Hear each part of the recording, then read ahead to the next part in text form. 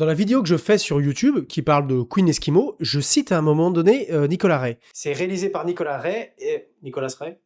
Sans en dire plus.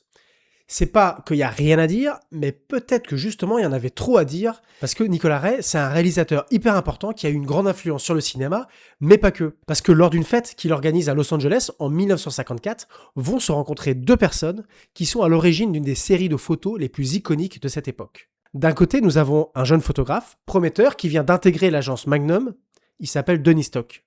Et de l'autre, un acteur alors complètement inconnu, son premier film n'est même pas encore sorti, il s'appelle James Dean.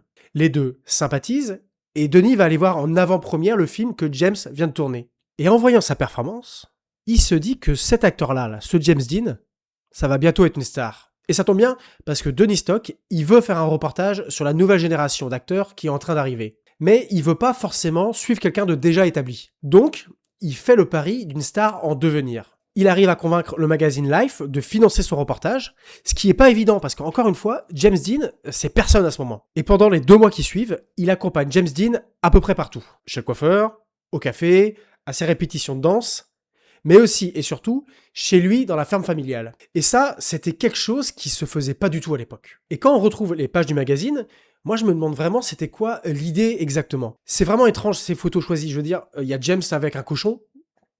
Personnellement, moi je préfère beaucoup plus les photos qui ont été prises à New York, dont la photo la plus iconique de la série qui conclut le reportage et qui deviendra, j'ai envie de dire, légendaire après la mort de James Dean. C'est celle-ci.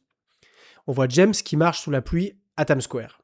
La photo, elle est en soi déjà hyper efficace visuellement, et moi j'aime beaucoup le côté narratif. Il y a toute une histoire qui se raconte quand on la regarde. Mais elle a pris en profondeur après la mort de l'acteur, et ça a vraiment participé à créer le mythe du jeune acteur solitaire et tourmenté. Moi j'ai voulu réinterpréter cette photo à ma sauce, j'ai essayé de garder le côté narratif, et ça ressemble un peu à une case de BD.